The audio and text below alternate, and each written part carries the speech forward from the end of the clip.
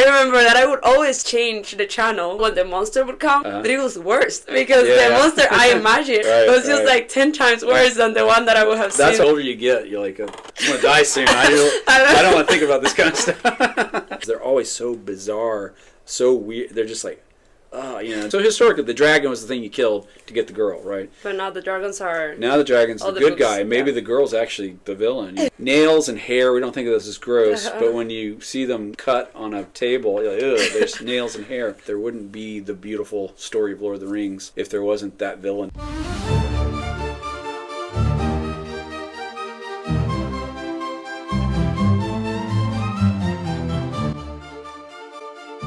Welcome to the podcast Written with a Y. Today we're going to be discussing a topic that fascinates a bunch of people, that is monsters and dragons. I used to not like it. I used to not like fantasy whatsoever. Actually, I started liking fantasy because of you and Professor Crusher. Okay. I had never read fantasy and I thought it was like a children's thing. I also have a special guest today. For two reasons he's special. One is that you have been my professor for 4 years now, my philosophy professor, and recently the Tolkien class that made me like fantasy again. Good. And the other reason is that besides you having done philosophy, you have been doing research on specifically monsters lately. So how long have you been doing it? Oh gosh, in earnest for about a year and a half, but I've been piddling around with that subject for, 3-4 years maybe. And what made you like, of all the things a philosopher goes to, monsters? Yeah, so originally aesthetics is a pretty widely studied field within philosophy, so historically related to beauty, but more broadly art and artistic endeavors and imagination. Jonathan Edwards, the theologian, is the first person who got me really into the subject. He sees beauty as one of the properties of God, one of the perfections of God, and he sort of details his understanding of beauty as harmony, and it started making me think about what's it mean for something to be disharmonious then. And so clearly monsters are kind of the most extreme version of that, like something that's truly ugly or truly disharmonious is usually monstrous. So I just started thinking about that concept and what sort of role it played in sort of thought and in literature, and so I'm still digging through that, but that's how I originally got on the topic. So I came to it through beauty first. To beauty, and then like the opposite of beauty was the monsters. Yeah. And you are also like writing a book about it, or? Yeah, on monsters. Yeah, I don't know when I'll finish it, but yeah, approximately 2 chapters done. I'll probably have 4 to 5 more chapters. I'd like to say it'd be done this summer, but we'll just have to see. That's really cool. So yeah, basically the question specifically today that I wanted to pose, and then we can go to like different areas, but the main question is, what is it about those creatures, weird creatures, that fascinates people? Because again, I thought like that was a little dumb, but now I am myself fascinated. I'm reading now Mistborn. Have you read Mistborn of Brandon Sanderson? No, I've never read any Brandon Sanderson. Really? Okay, you should change that. You should. I hear like good things about him. Yeah. I think you would like it. But every time there comes like a weird creature, I'm just like, oh my goodness, what's this? And then we also read for class the conversation that the elf had with the human in Tolkien class. Okay. It was really cool to see, and that like it was like a dialogue between them two, and it was really cool to see how this other being, the elves, just thought about life and death compared to humanity. Yeah, this has been something Professor Crutchmer taught on. Yeah. It was Professor Crutchmer. But yeah, it was really interesting to see like the mindset of another being compared to humans. That's basically the question: is what is it about these rare beings, but specifically monsters, that people just keeps being fascinated even when we're adults? Yeah, I don't know. Not really the question I've been really digging into, but it does seem kind of counterintuitive at first, right? Because you think of beautiful things as things that do attract us and do interest us, then it seems the opposite, something that's ugly or not beautiful would be repel us. And there's something about monsters that it is repelling, but yet there's also this fascination as well. So I'm not sure exactly why that's the case. Yeah. I'm tempted to go reformed here and just say, well, it's a sinful side of us that's just attracted to ugliness, but I don't think that's only it. I suspect it has something still to do with beauty. Something in the idea that the same way that like a minor note can emphasize like a major note, or a dark shade on a painting can emphasize a brighter part, I think it has some role to play in terms of it's drawing us into some kind of deeper reality, but I don't know exactly what. I do think there can probably be an unhealthy fascination with them, just like with demons or anything like that. But in terms of why we have this sort of not everybody, some people I find really don't like the stuff at all. But most of us do. Most of at least like see them in stories, right, or see them in movies or something. Yeah, I don't know exactly what exactly is it draws us to us, but it does seem to be, given you see how popular they are throughout even in ancient world, medieval, and throughout, so they seem to be transculturals too. There's different kinds of monsters. It does seem to be a fascination that's just sort of intrinsic to human beings for whatever reason. Yeah, like something different. And I like what you said of it being like maybe a contrast to the beauty. So we maybe don't even realize that we are actually liking the beauty that it is highlighting, but that's maybe what we're liking. But before going a little bit more into that, I would like to ask you, what do you define as a monster? Because I was having a conversation with a friend, and he was saying like, well, a monster is like just like a human, but with one distortion thing. But is it that, or is it something that is completely different to humans, and that's why it's monstrous? Or what would you define as monster? Yeah, so that is something I've thought about quite a bit. There seems to be, a lot of people define it in different ways, but it seems to be 3 different categories that seem to me to keep coming up. So one is the notion of your friend that there's a distortion. There's something that's disfigured, or just, you normally see this thing in a certain way, but this particular one's messed up in a certain way. Sometimes unnatural hybridity. A lot of monsters in history are combinations of 2 things that, like a horse with wings. I don't think that's a monster, but something that's a combination of things you don't find in natural life. So some kind of deformity or unnatural hybridity is usually one. Also, I think they have to be a threat of some kind, either a physical threat or just the very fact that they exist is a threat. Like you don't like to think that thing's even a thing. It's kind of a psychological threat. So that'd be another second property. And the third one is the one I think is most key is an idea I've got from a guy named Noel Carroll. He has a little book called The Philosophy of Horror. And he actually claims that the one thing that characterizes a monster most distinctly is the thing he calls impurity. And what he means by that is this notion, something called interstitiality by some philosophers. It's the idea that something just transcends the way we view the world. It's so utterly foreign, we just don't like it, okay? And so the kind of examples he gives are sort of things anthropologists have noted, like in a lot of cultures it seems to be the constant, this sort of interstitial things, are things that are of us but not of us. So the typical examples they give are like nails and hair. We don't think of those as gross, but when you see them cut on a table, you're like, ugh, there's nails and hair. And also same with like spittle, blood, other kind of human liquids. Sometimes when they're outside the body, they're like, ooh.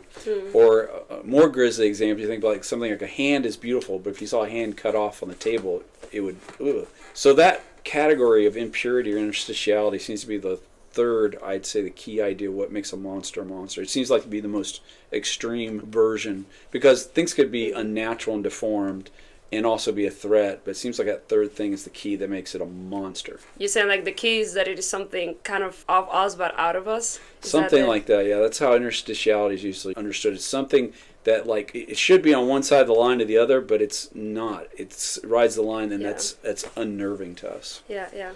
It's also worth noting this notion of interstitiality comes up in ancient literature. Monsters are always usually things that are always on the border of the Roman Empire, or you look at old maps where the map ended, here be monsters would often be on the edge of the map. So that's like, we don't know. It's kind of outside of what we know, and so the monster is sort of a symbol for that. And you think that it might be the case that with them being like something outside of us, it's also fascinating because we just want to like kind of understand that thing that is out of us? I don't know if that would... I think so. That might be part of it. So one of the reasons why we're intrigued is this is like, it's kind of a mystery. It can draw us in. That's also shows that in time, I think things that were initially monstrous can fail to be, or just no longer feel monstrous anymore. So it's pretty clear in medieval bestiaries, things that were animals in Africa were listed as monsters. So like, for instance, we're pretty sure like some of the early accounts of giraffes as like, so these long-necked horses, which sounded really freaky to Europeans, but they'd never seen a giraffe. So it sounded monstrous. But I'm sure, and maybe they were kind of freaky at first when Europeans saw them, but after all, they're just giraffes, right? Yeah. Because once something becomes normal, you realize it's part of the normal world or normal course of it. It's no longer interstitial. It's now, it's on this side of the line. It's an animal, or it's just, a thing with a weird kind of body part we weren't used to seeing before. It also shows why deformity, the first part, is kind of key, because a thing you thought was deformed. So like rhinoceroses were another example of this, where Europeans, and we're pretty sure this is where the concept of unicorns came from, was we heard accounts of like some kind of beast that had a single horn in its head, and they cooked up this idea. The unicorn. Right. We're pretty sure that's what happened. But, once you saw rhinoceros, it probably pretty freaky at first, but And then you like, saw more and more. Then then you just get used to them. Something else that was interesting, I think you put, I was reading one of your articles, it's called Of Dragons and Goblins. Oh, yeah. And you were saying, specifically on the morality of monsters, something that you were saying was like, kind of like one of the reasons why like monsters are good for educational purposes with kids, let's say, is that they are a demonstration of something that goes out of God's order. Going from that, do you think that monsters are kind of a negative thing? Yeah, so in that article I was trying to show is like what's one of the roles that monsters have seemed to have played in our literature and our art over the centuries. And one thing it's clearly is to show something as monstrous is to be sort of a warning sign, like don't go here, or you don't want to be like this, or you don't want this thing to be. It's pretty typical in a lot of tales throughout history. Everything from Homer's Odyssey to Beowulf to now. The villain, to show that he's really villainous, is monstrous. It's like an actual monster. And so one way to show this is like a morally bad person or someone you shouldn't root for, or someone you want to see hope gets defeated by the end of the story, is to depict them as a monster, or to show it's actually a monster that's the problem. And I wasn't trying to make the case that somehow monsters have to be that way, but it does seem to me like they can serve that role and can be helpful. And I think there's a counter to that, is that there's a kind of trend, especially in modern horror movies, we're trying to rejuvenate the monster. I think things like these are cartoons, not so much horror movies, but Monsters Inc., Shrek. These are like usually the monster is the good guy, and also we have this category of the attractive vampire, and these vampires used to be always because you went to watch Twilight to the movie theater. Yeah, that's right. Heard that. It's not what I was planning it to be. Okay, but not good for your research. And I don't think it's necessarily anything wrong with doing that in a story, but I think it can be confusing for children, especially, to see movies where the monster's always the good guy or the misunderstood guy. So then it's like, well, there's no clear category of what is a bad thing that needs to be overcome. Okay, so historically, the dragon was the thing you killed to get the girl, right? But now the dragons are... Now the dragon's the good guy. Maybe the girl's actually the villain. Yeah. So, again, I think there's interesting things to do in stories. I'm not saying that we should never do anything, but it is kind of concerning where that's kind of the general trend. The categories, that thing that used to be traditionally, this was clearly the bad thing, and this was traditionally the good thing, is being so messed with, like it's hard to tell if there's any clear sort of concept. And do you think there's, like, you might not know it specifically, but do you think there might be a reason for that the philosophy of this time, like it seems... Yeah. Well, I do know, as a Christian, I would appeal to, I think there's just sort of a general notion of our sinfulness that's always trying to play itself out in different ways. So I think that's part of it. There's a worldliness involved there. But I don't think it's all, again, I don't think it's all bad. I get why artists are always trying to transcend boundaries and not, just repeat things. But it does seem to me an unhealthy trend where the monster is always being presented as kind of the good guy. I think there's still plenty of pretty bad monster movies out there. But yeah, it is interesting that you see this kind of a trend of it. And there's a field called monster studies, and this clearly seems to be kind of a big impetus in that field, is to try to rejuvenate the monster as a sort of category that's been misused to abuse people. And there's truth to that as well. But that doesn't mean the category itself should be completely done away with or relativized.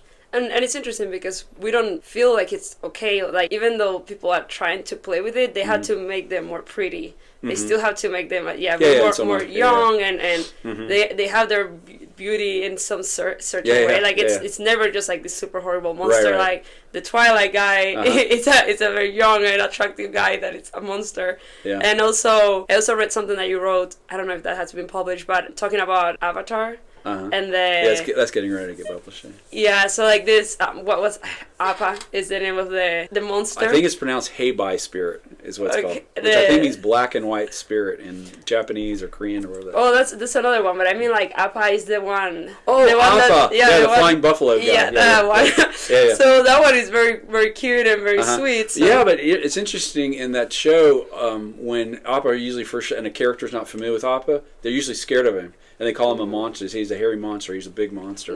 Until they know he's a pet of the main characters. Yeah. And then, now he's a cuddly.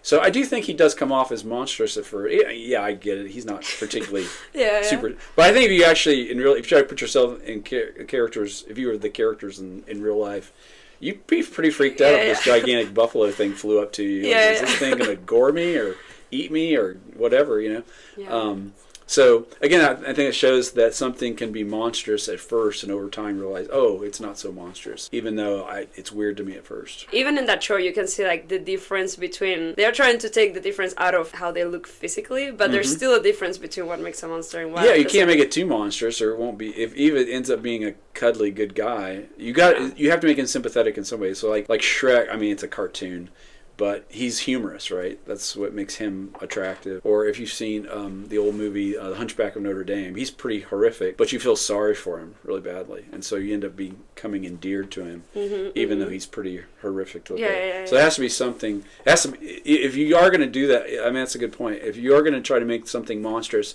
endearing to the audience or the reader or whoever, you're going to have to. It can't be completely horrible, right? It can't be just absolutely disgusting. There has to be some beauty there that you can glom onto to find him attractive in some way, even if it's just his character, if he's just ends up being a good guy, even though he's pretty ugly or disgusting.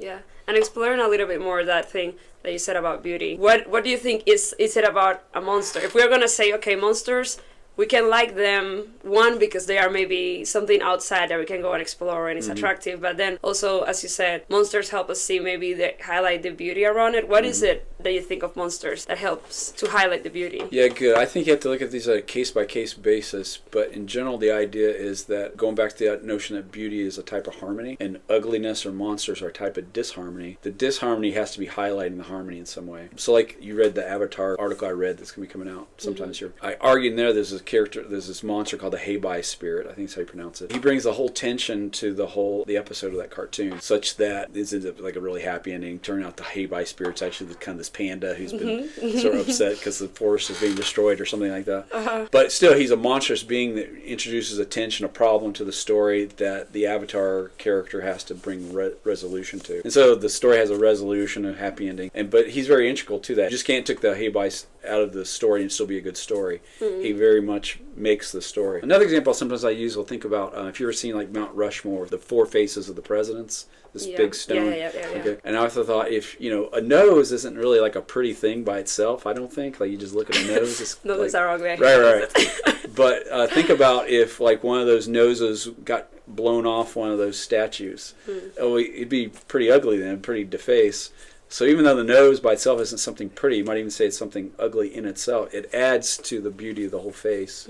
And so I think that's my thesis. You'd have to test this every time you come across a type of ugliness or a monster to see if it does indeed hold up to this litmus test. But I'm suggesting, I find that pretty intuitive, and the multiple times I've thought about that, it seems to hold up pretty well. That's good. So you have read Lord of the Rings, obviously. Do you think Saruman plays a part in making it more beautiful? Because like you are trying to eliminate him, and he definitely doesn't like seem to fit in. And like if we were to go to like the Christian stuff, that's something I have always struggled with like the harmony and like the ugly thing. In heaven, you're not gonna have that, and it's still gonna be perfect. Right. So what do you think, like in a story, in a book like Lord of the Rings, a character so ugly like him plays what role he plays to beauty that is still not ideal, and the idea is him going out. No. Yeah, I think I want to say the same thing. I think that he makes the story, right? There wouldn't be the beautiful story of Lord of the Rings if there wasn't that villain, this monstrous villain. There's multiple monstrous villains, right? They're his minions or he's working with that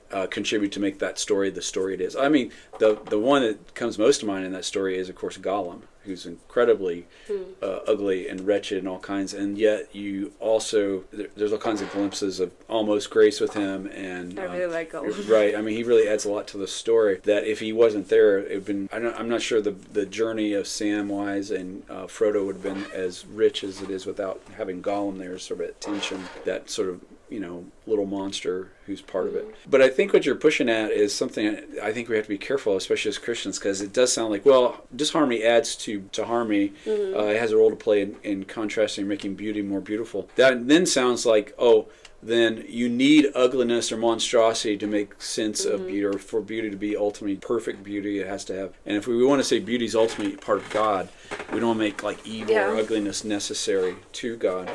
So I don't want to say that. Yeah. But I do, this is just me spitballing, so I want to be careful so I don't have fully formed thoughts on this. But I do want to, I'm very sympathetic to the idea that things that we take to be darknesses and less than beautiful might be richer aspects to who God is in himself. Okay. Now again, I don't think evil or ugliness per se is part of who God is. So one of the things that makes me sympathetic to think about this, just the central aspect of our faith, the crucifixion, is to me simultaneously not only one of the probably the ugliest thing that's ever happened in history, the unjust murdering of the Son of God, is also simultaneously the pinnacle, most beautiful pinnacle of our faith, namely Christ laying down his life for our sins. So in some mysterious way, you see ugliness and beauty tied together. There's other concepts, the weakness of God tied with his all-powerfulness, the love of God attached to the notion of his justice. I mean, there's other sort of tensions I think you can tease this out with, but it strikes me that beauty and ugliness are also intricately tied together. But how to actually say that without saying something heretical or something that would be not true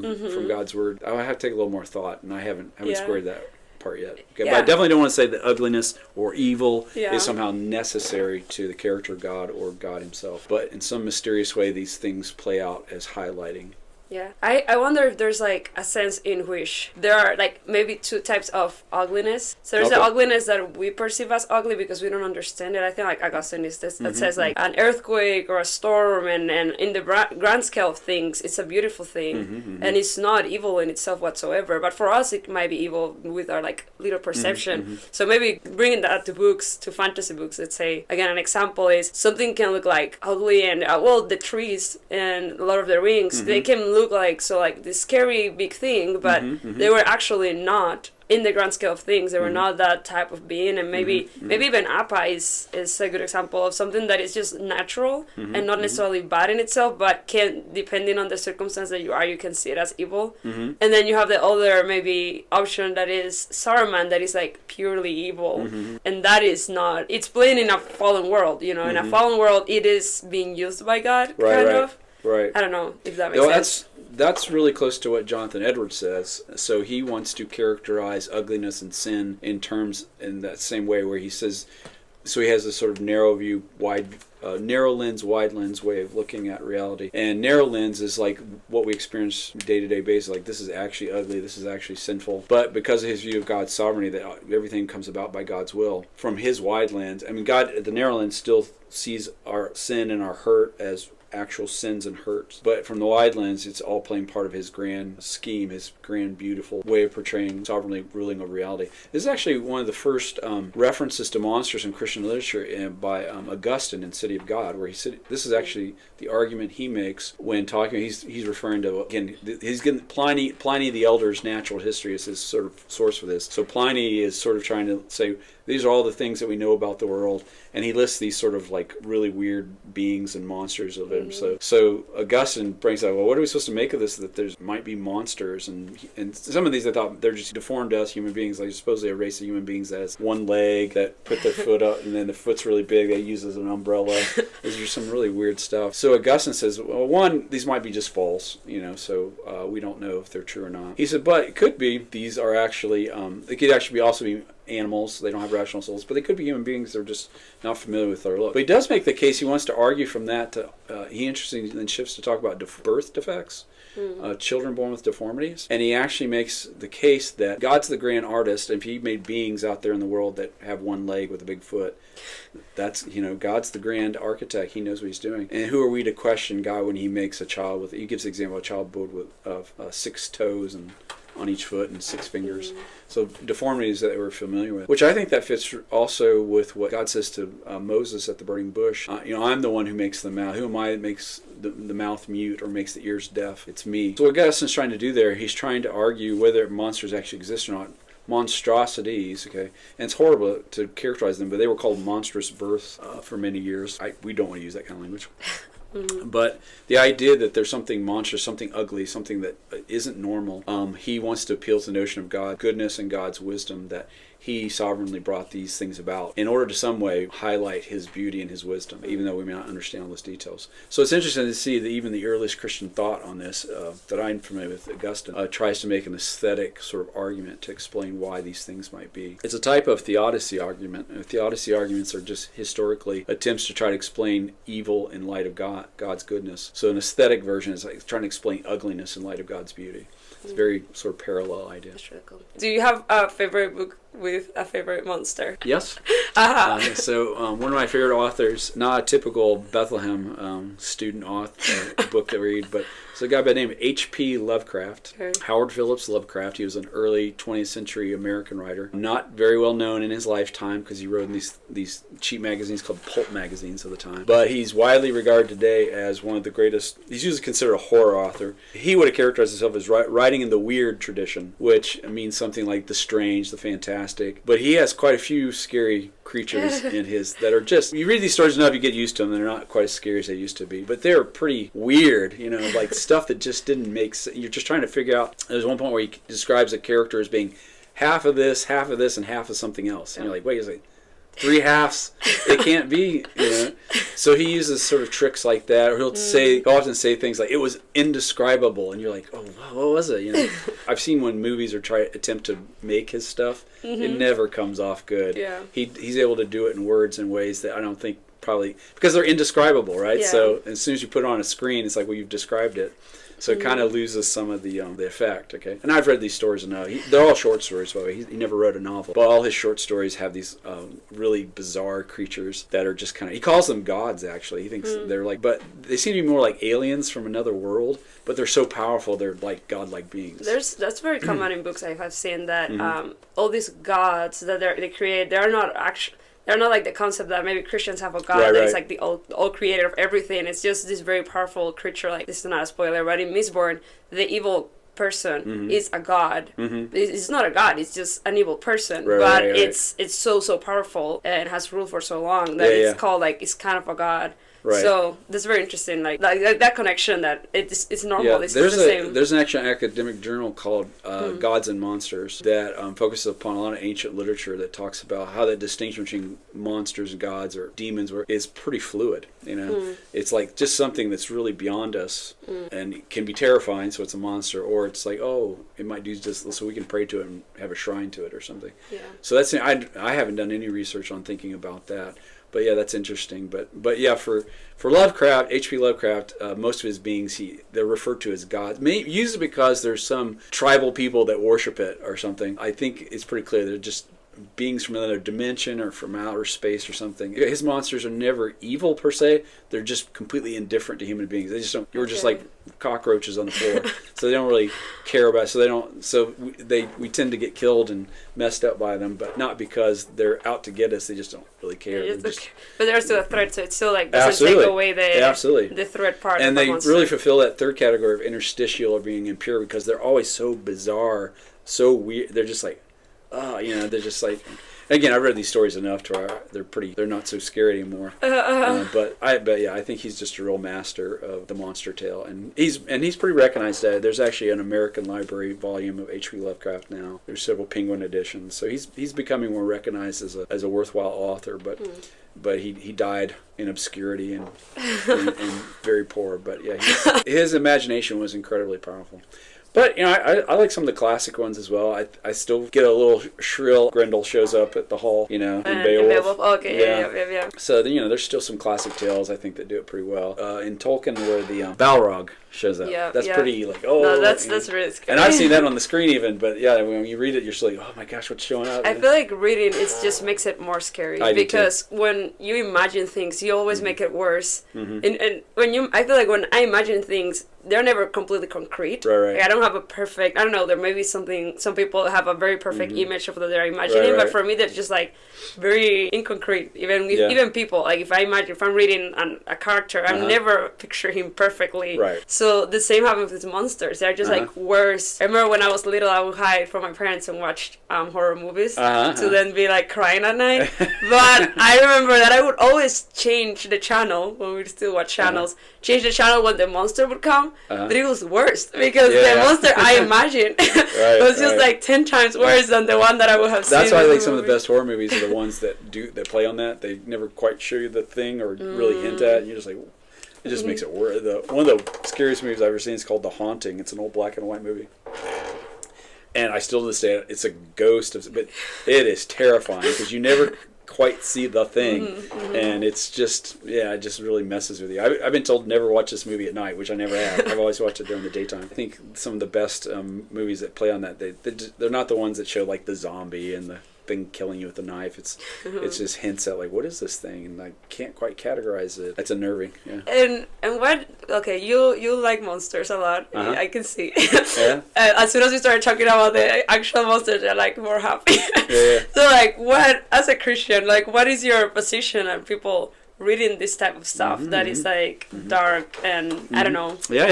So I think there's so I've read quite a bit of horror literature, and a lot of people equate horror movies with horror literature.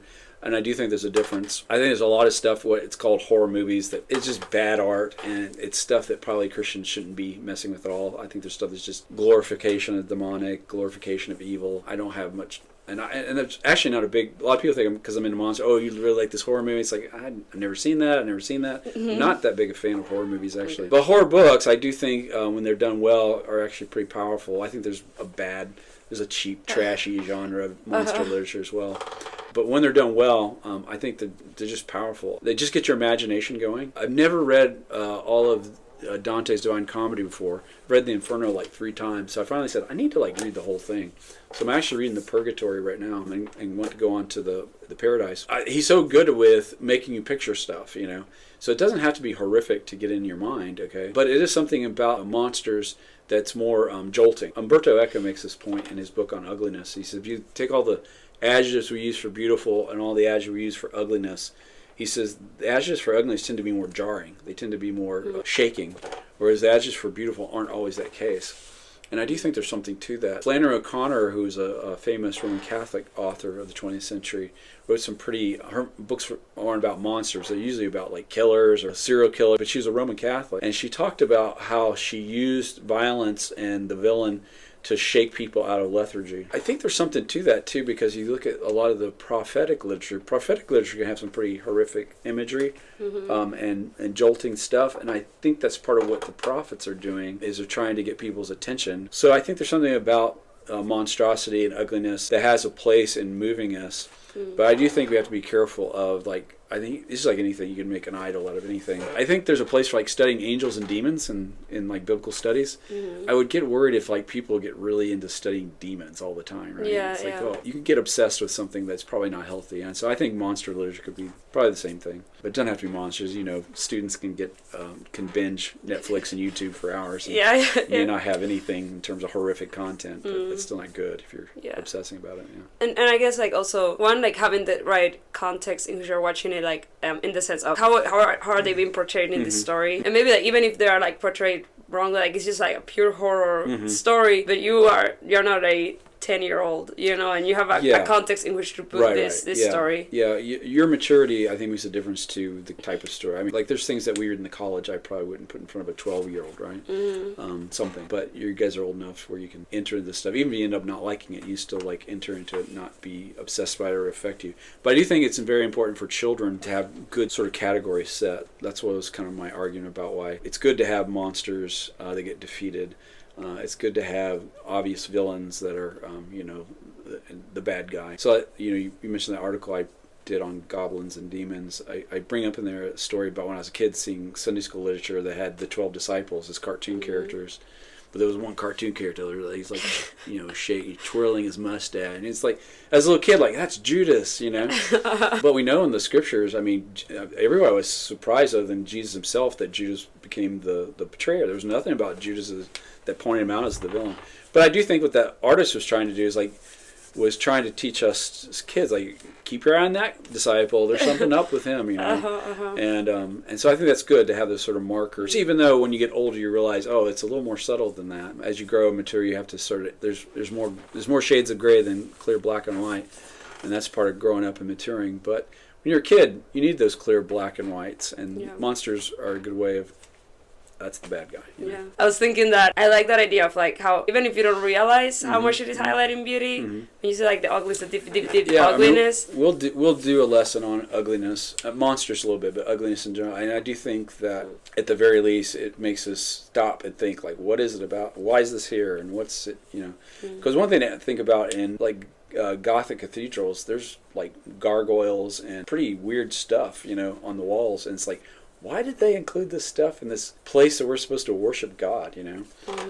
And so that's a good question to ask. And so, in just general, why would anybody place this monster, this creature? What kind of role are they playing in the story, you know? So again, I'm not in my book. I'm going to have 2 different chapters because I'm thinking this more broadly, not so much in terms of literature, but in terms of like a philosophical conception. And I'm going to make the case they have a moral role to play, which we talked about quite a bit today.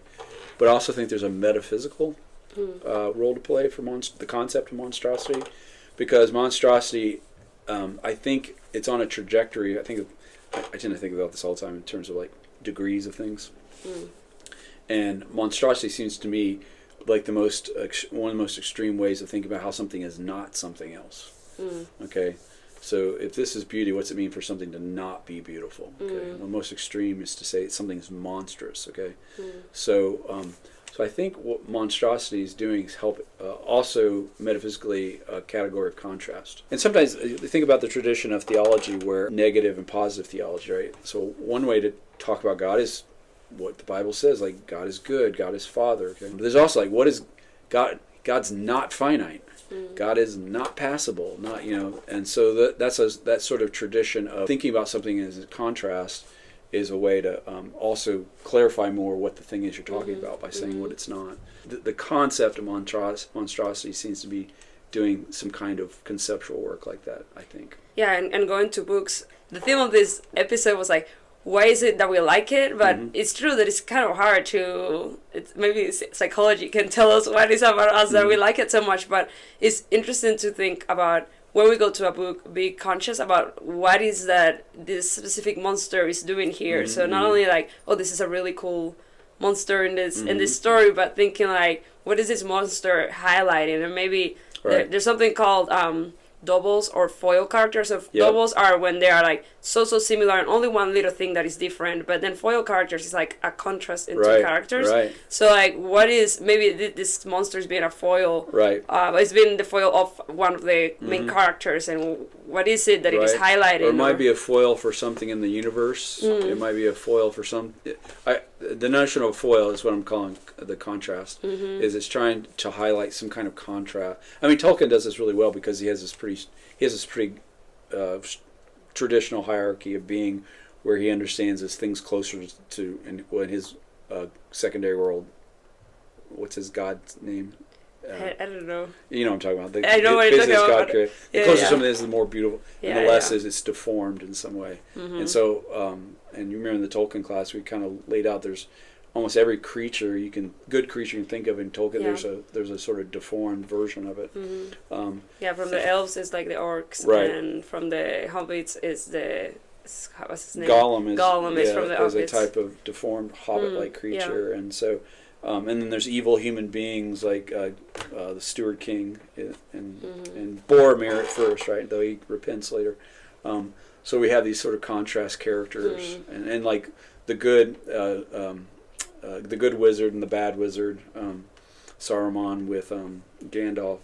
So one thing I'm learning more I think about the concept of monster, I'm just thinking it's kind of more of a more extreme version of a broader category is the villain. Like the villain, what's the role of the villain or the antagonist is kind of the general term in literature studies. Often the reason for the villain or the antagonist is a lot of these things that we've been saying as well. And the monster is just a more extreme version, right? Because the subtleness of the villain is the one who doesn't appear monstrous. Like the devil appears as an angel of light, you know. He doesn't walk around with a pitchfork and horns and easy to point him out. He tends to look pretty beautiful and pretty attractive, and so anyways, but in a sense that makes him almost more monstrous, because when we have a human that commits a very horrible crime, we're just like, oh, that's a monster, and it's because he's so twisted inside, though he appears like think about in real life when you hear about some guy who's like a normal his neighbors all say he's a nice guy, Uh-huh. and he ends up like murdering his wife or his kids, and you're like, oh my gosh, it's like something was really evil going on inside that guy, as much as he seemed to be normal and good in all kinds of other ways. And we've already been talking about in the beauty class how there's different, like there's physical, sensible beauties, but intellectual and spiritual beauties or moral beauties are a higher form of beauty, like these things point to.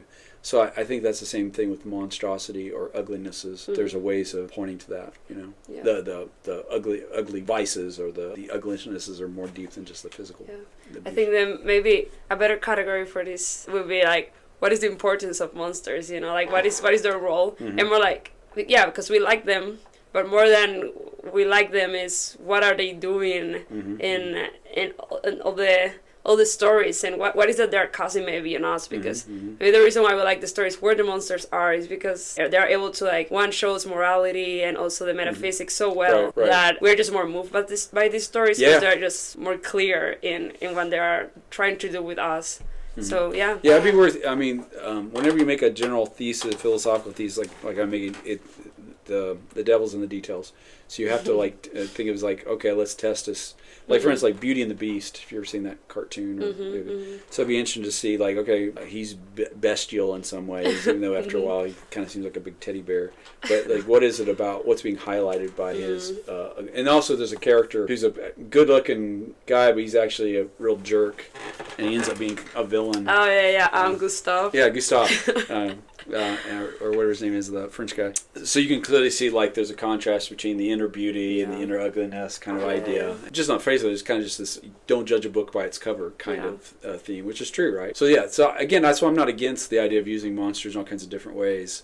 I'm just noting that, especially in monster studies, which is a contemporary field, that seems to be what they're obsessed with. It's a tool of the oppressor to always label the oppressed. And there is truth in that, especially if you look at the propaganda literature of the 20th century, like the way Nazis categorize like Jews or gypsies, or they always have these posters, they look like rats or look like monstrous people. Anytime you can make people think of somebody else as a monster, you dehumanize them. So that's a true thing. I'm glad it's being highlighted, but it seems to that's all they see it as. Like, it's purely socially constructed. So therefore our role as scholars is to rejuvenate, save the monster category so people won't think about it this way ever again, which is, I think, a fool's errand, because even if you did do that, there'd be something else that would become the new monster, right? Yeah, because there is evilness. Like, they can agree that the man, for example, Hitler could be the one that is the monster. Right, exactly. So there's still a category for monsters. You're just like making it harder for fantasy to create the distinctions. Yeah, I mean, it's kind of a general trend to, like, an extreme egalitarianism. You're trying to make everything the same. The goal, I think, is a good one. Even the intention is good. It's like you're trying to make everybody equal. Everybody, nobody has a leg up on anybody, which is admirable, but also doesn't respect just differences that God has in the world. There are differences among people. There are differences between genders. There are differences between ages, and we're not all equally beautiful. We're not all equally smart. We're not all equally athletic, and so there just are differences. And so I think monstrosity is still a good category that still needs to be upheld. There's a kind of a bad trend in that monsters have more to play than just being purely socially constructed. Like, they actually get at the root of something deeply real. So that's why the metaphysical and the moral categories are ways of me to try to make the case for that. I think you would like Miss Word. Well, I heard a lot of good things about Brandon Sanderson. Yeah, I think he's the best, highest selling fantasy author today. Yeah, I've been told, like, he's the cream of the crop. So he's kind of famous for, when he's young, he finished a really long series by a guy named Robert Jordan called The Wheel of Time. It's like 20-something of these books, and almost everybody says don't read them. But Jordan died before he finished them. He had like 2 or 3 left. I think his wife, I don't know, Brandon. His wife asked him to finish it, I think. Yeah, but almost everybody agrees they're better than anything Robert Jordan wrote. Yeah. And so that's pretty interesting. I think because it was a pretty beloved series in its day. So for a guy to come in and finish them, and everybody liked them better than Robert Jordan, that's a big deal. His prose is like he's writing a TV show. Like, there's no there can be some, every now and then, a little bit of beauty in his prose, and he's like very straightforward. And then there are chapters and chapters that can be, it's just world building. So you have to like reading. They're not like all of them page turner, but they call like the last like 100 pages like the Sunderland of Avalanche. Yeah. So like because they just go everything, just all the thing that he has been compiling for like 400 pages. They just like. Yeah, I've heard that. It's really good. Now I am in the last 100 pages of one of his books, and I'm just like. Maybe I'll make that a goal to start reading him in this summer. But I'm deep into Dante's comedy right now, so cool. That's my. I loved Dante's. I got into it because reading the Baxter book made me. Oh yeah. And I was like, I always read the bad part. I read it like 3 times. You see him actually get to heaven. So. Yeah, well, the bad part is the best part. The part for me. This is my 3rd reading of the Inferno, and I get kind of depressed now because just like these people are just out hope. And the first time I loved it, and it was just like, oh, there's a guy holding his head up. It's like a bunch of freaky stuff. But and the people like in the tornado. Plus, the older you get, you're like I'm gonna die soon. I don't want to think about this kind of stuff. That's really funny. No, the other ones are. I think the other ones are good because of all the metaphysics and all the philosophy. I think you're gonna love that. Yeah, I'm like 3 or 4 cantos into the Purgatory, which I've never read. I really like it. I like it a lot. It's really interesting. Really, really. I mean, obviously, I don't believe in purgatory, but I do see parallels with just like the Christian life of pursuing sanctification. Mm-hmm. I think he has some really insightful things to sort of characterize there. Yeah. I just don't think it happens before you die. Yeah. No, it's really good. Or after you die, I mean. Exactly. I think it's really good. And I just found the other one more fun to read, Inferno, and that's why I think it's because there are more characters. But the other ones are amazing for specifically if you like philosophy. You're just going to find so much there. Oh, yeah. That's my bag. Yeah. Oh, well. Thank you so much, Dr. McGlothlin. This is fun. Yeah. Maybe we don't have completely the answer of why we like monsters, but no, I did, and that hasn't been really the focus of my research. Yeah. I'm going to touch on it in my book, but I'm going to leave it kind of as a conundrum. Yeah. Maybe we don't know. I'm more interested in like thinking what kind of philosophical work is the concept doing, and that's a little bit different than because most stuff on monsters tends to be from literary studies perspective, which has been really helpful and insightful. But most of these books don't even really answer that question. Most of them will just say like, since the dawn of man, we've liked monsters. It's just a fact. We just like that. Right. There's really no attempt to explain why. Yeah. And that's not going to really be my. But I think it's still helpful, like what we have of why they are actually important and then might be playing a role. I did again why I got onto this subject because historic understanding of beauty is that it's things that cause delight. I find delight in monsters, so what's going on? Those aren't beautiful, right? So you'll find some weird people say things, actually monsters are beautiful. It's like, no, they're not. I don't, because they're trying to capture, aren't we attracted to them? Yes, but you don't have to say they're beautiful just because that's the purely relativistic understanding of beauty, where it's it's just whatever. Beauty is just in the eye of the beholder, and I just utterly reject that. It's also just too easy. And so let's do the harder work of trying to figure out why are we attracted to things or repelled by certain things. And so, well, good. Thank you so much. Yeah. And thank you for watching. Bye.